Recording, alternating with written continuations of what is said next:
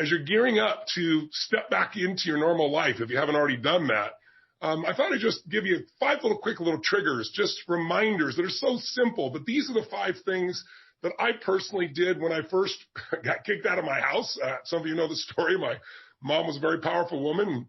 I had 4 different fathers, and she kicked my dad out. And on Christmas Eve, she decided I was on his side, so she kicked me out too. And I had nothing, and I had to figure out what to do. She kept my 1960 Volkswagen. I earned $40 a week. And don't get me wrong, I love my mom, but she abused alcohol and prescription drugs. And when people do that, they're not themselves. They do little crazy things. But I am who I am because of her. And part of that was even that first step where I had to just figure out what to do with my life. But it was incredibly depressing. I have a younger brother, 5 years younger sister, 7 years younger. I love them, loves of my life. And I was separated from my brother and sister, and I'm walking in the rain trying to figure out what the hell I'm going to do. And I'm still in high school. And so one of the things that I did is I slept on this mountaintop, and then, of course, it rained. And so the next day I talked to a friend, a lady friend, not a girlfriend, but a girl who was a friend.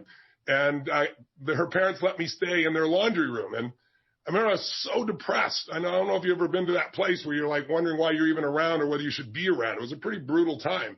But what turned me around was feeding my mind. What I mean by that is about a year earlier, I'd gone to this seminar by Jim Rohn. I know many of you have heard of Jim. He's no longer alive, passed some years ago, but he was a mentor of mine. And I went to a seminar with 17. And in the seminar, he really talked about the importance of feeding your mind. And you've got to feed it because otherwise things come at you. And so I remember I took the little bit of change I had left in my pocket, and I got on a bus. And I drove, they drove me anyway on the bus for about, I don't know, it's about an hour's away from where I was because I'd been to this place once before, had this amazing bookstore. And I figured I'll go in there and I'll just read a bunch of books while I'm in there because they can't afford any. And then I picked up a book called The Magic of Believing by Claude M. Bristol. And in this book, it talked about training and conditioning your mind and how what goes in your mind becomes the experience of your life and how to do it. And I was so depressed, I didn't know what to do. And so I went and I'll never forget, I went back to this little laundry room and there was a mirror there. And the book said, put your goals on the mirror so you look through your own eyes into your goals and you see in your own eyes and you read those goals. Do it with soap. And so I did it in the mirror. And then I made these little posters that said things like, only a loser is depressed. Now that's not true. But I felt like I'm not a loser, and that was the leverage I had, right? I can't be depressed if the losers are depressed. And so I just try to work on everything. But gradually I started turning my life around, and I did 5 things, and I did them again. I got to tell you, multiple times in my life when I hit really bad places, when I was told I had a tumor in my brain and that, I might die, when I buried all 4 of my fathers over the course of a year and a half and my mother. Those are rough times. They start to shift you. When 2008 happened and looked like everything was going under. And I went back and I reapplied it here at the beginning of the pandemic as well. So they're really simple. But first of the 5 keys to transform your life, I don't care where you are, how great it is, if you can get to the next level, the first step is stand guard at the door of your mind. And I got that from my teacher, Jim Rohn. I remember he came to me one day and I was really frustrated. I was saying, I'm working so hard and nothing's really working and I don't understand it. And I was super frustrated. And remember, he came to me and he said, Tony, he said, listen to me. He said, tell me what are you reading? He said, tell me who you're talking to. He said, tell me who you're surrounding yourself with. And I said, well, I'm mostly isolated by myself. And I said, but I'm so frustrated. He says, listen to me. He said, answer this question for me. He said, what happens in the world if, let's say, your worst enemy comes by and drops sugar in your coffee? And I said, well, you don't have sweet coffee. He said, well, what if your best friend, even by accident, drops 1 drop of strychnine? What if it's your brother, your sister, your mother, your father, somebody you love, accidentally drops 1 drop of strychnine? I said, well, then you'd be dead. He goes, that's right. So remember, life is both sugar and strychnine, so watch your coffee. And what he really meant was stand guard at the door of your mind. Because today, we live in a world where the media, they're not bad people, they're good people, but they're companies. And they got to take care of their shareholders. And the only way they win is by getting your eyeballs. And the only way they get your eyeballs in a world where there's so much information is to startle you. The news is not designed to educate you or inform you. You know that. That's why it says drinking water may kill you. Film at 11. Anything that grabs you. And so we're living in a culture of so much fear. So if you're going to take your life back, you got to take and do a limited amount of that media and be able to pursue it, not let it pursue you. Today, most people, in order to get your attention, we all know what they do. It's called clickbait. Let me create a headline that'll grab you. It doesn't matter if the content is even real news or not. A lot of times the headline isn't really what the whole story is. but it pulls you in. There's whole groups of people whose entire life is designing algorithms and language to make you stay online more so they can make more money, but it isn't necessarily to your advantage. So what Jim Rohn used to say to me is, he said, Tony, this is your new daily practice, because this is what I really want to get to you guys here, is if you want to keep momentum, if you've joined me for those few days there, the 5, 6 days or 7, I guess we did for the challenge, or you went immersion with me as well, the key is to get momentum and keep momentum. If you work your tail off to get momentum going and then you drop it, oh my God, you got to start all over again. And so the way you do that is you have a daily practice. It's not like, years ago I went to a seminar by Jim Rohn and then my life was perfect. It's like I kept immersing myself in all these things, but I also made sure each day I was making some form of progress. And if you want to know what makes people happy, write down progress equals happiness. Think about it. You can achieve everything in the world and still go, is this all there is? You can achieve something and be excited, but for how long? The only way you stay happy and excited is to keep growing. Progress is everything. If you're making progress on your body, progress in your mind, progress in your emotion, you're going to feel happy. When you get there, you feel excited, but again, for how long? A year? No. 6 months? 3 months? 3 weeks? 3 days? 3 hours? Because we're not made to just sit and, be successful. We're made to grow. We're made to, then as we grow, we have something to give. So step one is, let's see if you can put a little system of standing guard at your mind. And Jim Rohn said to me back then, the number one thing you have to do is read 30 minutes a day. So never less than 20 minutes. And I'm not talking about what comes to your phone. I'm not talking about clickbait. I mean a book. I mean something that you pursue. Great ideas are never going to interrupt you. They have to be pursued. And if you don't pursue them, you're going to get what everybody else has, which is all this fear, all this uncertainty, all this stuff that won't work, because everybody's focused on what won't work, what can't happen. Why? Because they're afraid. They're afraid to fail. They're afraid to try and feel like they're not enough. So you got to stand guard of that mind by feeding your mind. Jim Rohn used to say to me, success leaves clues. If you want things to get better, you got to get better. If you want things to change, you got to change. But you got to do it deliberately and consciously. And he used to say to me constantly, he said, Tony, you've got to constantly find a way to feed that mind, something that's got strategy in it, philosophy, something that's going to improve the quality of your life.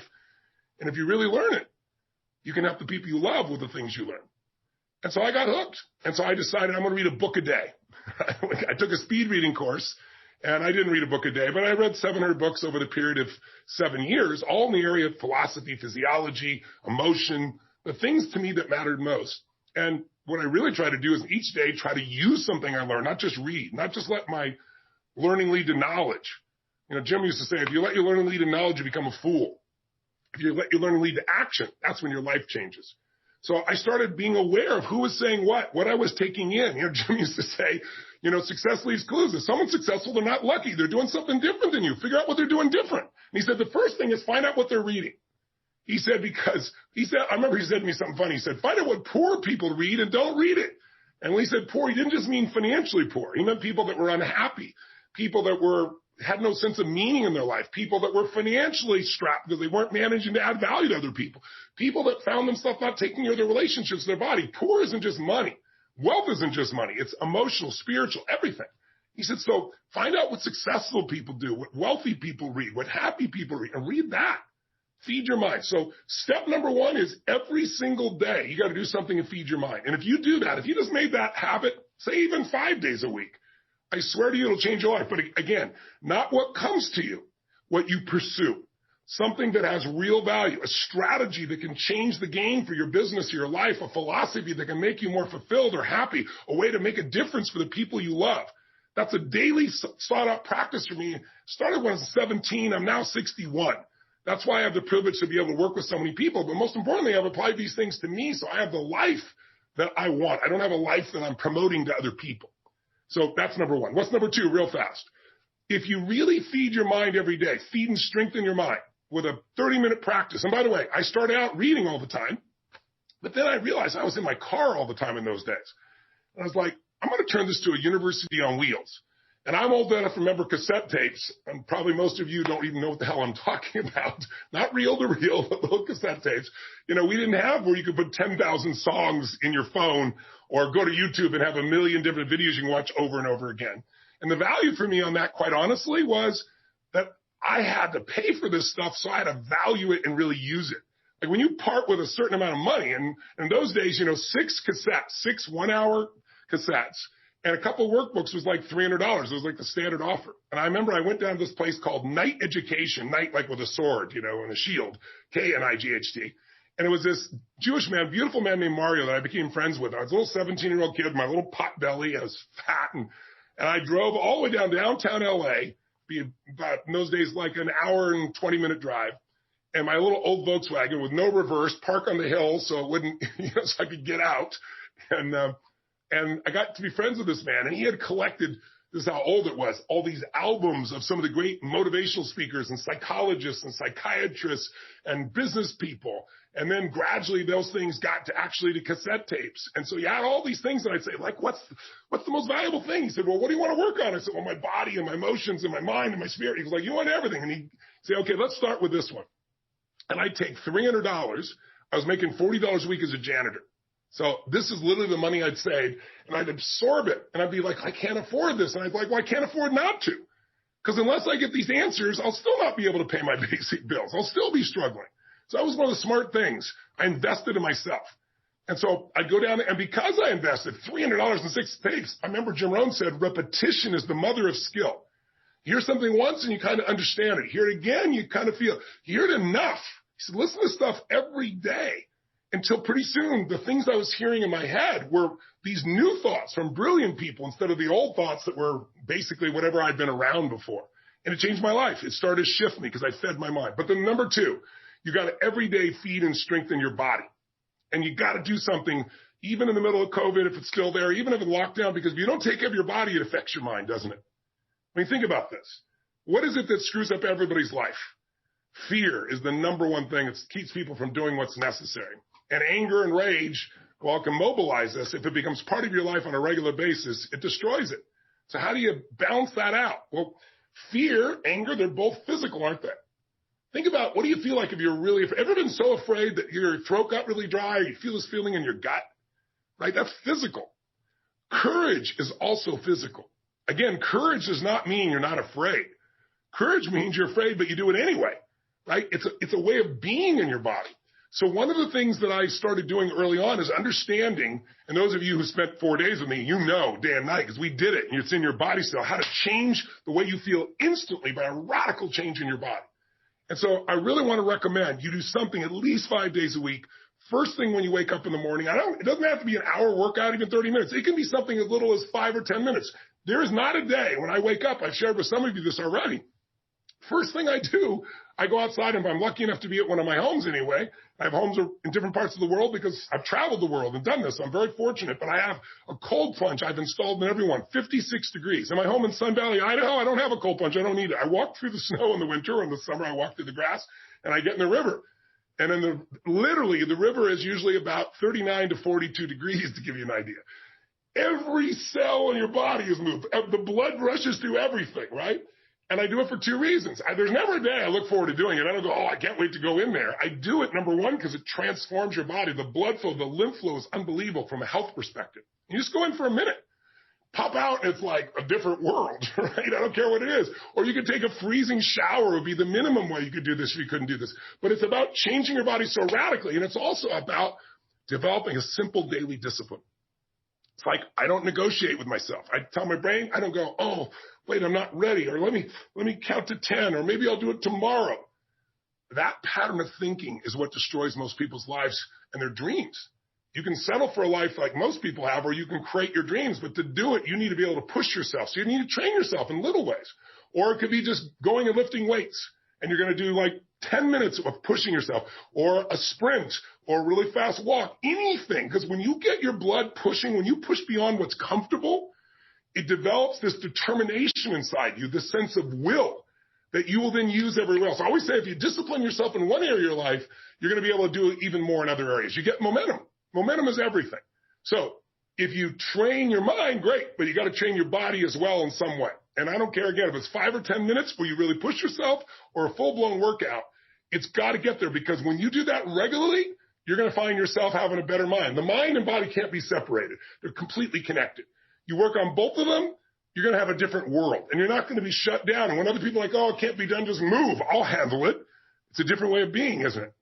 Third key, in order to really believe you can turn things around, you need a role model. And so throughout my life, I looked at different ones. The earliest one I looked for, since I grew up poor and we had no money, and that seemed to be the real issue. My mom left all four of my fathers. But as I look back on it, it really wasn't money. They could have had all the money in the world and they still would have fought. But it looked like money. So I thought, wow, if I could make money, my family will never have this pain. So I looked around for role models. And I grew up in a place where there were no financial role models. Everyone was broke. We didn't have money for food. It's why I provide 100 million meals a year through Feeding America for the last 6 years. By the way, we're up to 700 million meals now. I said we'd feed 1 billion in 10 years. We're a year ahead. We're going to hit it. But the bottom line is it comes because I had nothing. And I found, it's like, who also started with nothing like me and then turned it around and grew, and who comes from humble beginnings. And I saw, Sir John Templeton. Some of you may have heard of him. Brilliant man. First billionaire investor. Started with nothing. And the way he did it is he saved money and he invested during the darkest times. And so I saw Sir John as that. And when I was around when COVID happened, I started looking around to see what are people and businesses that haven't given up. Even though everything's shut down, they found a way to serve their clients. And even though their way wasn't my way, it reminded me and inspired me to say there is a way. That's how I started building the way that we now deliver for so many people virtually around the world. So find a role model and get a plan. So number one, feed and strengthen your mind every day, 30 minutes a day. To me now, audio is even better because I can do it while I'm running. I can do it while I'm working out. I can do it while I'm cleaning the house. I can do it in my car. So I use audio. That's why I've used it forever in that area, because it just gives you more rhythm. But it's either read or audio, something you've pursued. Every day, strength and feed your body. You make it stronger so that you're psychologically smart. Find the role model, get a plan. What's for? Massive action. Like everybody wants to say, well, I don't know where to start. What do I do first? Well, listen, I got all kinds of tools to help people do that. But the most important thing is do something. You don't know what to do, throw the rock. Wherever it lands, talk to the next person, right? It's like you need massive action. And then you need to see what's working or not and keep changing, and you'll get there. Anyone can get to where they want to go as long as they get in motion. But again, it's about momentum. And that's the main reason I came to join you. Last one, step 5, real fast. Give more than you expect to receive. If you are constantly trying to take care of people, give to people. If your worst time of your life, you can give to people, I promise you everything will change. I won't tell you the whole story, bore you with it right now because I want to do this real quick for you. But one of the most difficult times of my life when I was completely broke, not even enough gas in my car, trying to figure out how to survive, not able to pay my rent. And I won't bore you with the story, but I had an experience where I took the last $19 I had and I gave it to somebody else that needed it. And afterwards, I was euphoric. It made no sense, but it was the first time in my life when, people say, I got to get beyond scarcity. You never get beyond scarcity. You got to start beyond scarcity. You got to declare. You got to take the last seeds you got and plant them. And I remember, the next day I got a check for $1,200, which in those days I could have survived on for almost a month from somebody that owed it to me and not paid me for 2 years. The very next day after I gave every dime I had no idea I was even going to eat. It was the right moment. It was the right situation. And I did what was right. So find someone who's worse off than you are in the middle of COVID. Do something for them. And I promise you, you'll remember how great your life is and you'll feel fulfilled because it's not about us. You know what I mean? It's like, it's not about me. It's about we. And the more you can get connected, either people you love or even strangers, and do things, not for brownie points, just because it's right, somehow inside your own soul, your own spirit, you remember that problems are not permanent. Only your soul's permanent. And you remember that I'm made for more than just solving this stupid little problem. It lifts the human spirit. So those 5 keys, I really encourage you to consider as you're dealing with COVID or coming out of it here to maximize.